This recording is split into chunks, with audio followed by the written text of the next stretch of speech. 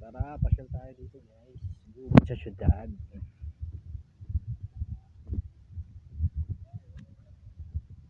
Ayan. Dito masarap mag-jogging. Tingnan natin kung may nag-swimming.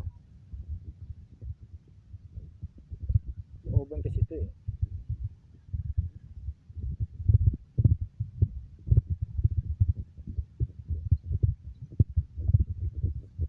Bawal uminom ng alak o magdala ng anong babasagin sa gilid ng pool. Bawal tumira, mag-slide. Kaya pagkaro ang bata. Ito yung entrance. Ooh. Ang entrance fee po niya is adult 250, kids 200.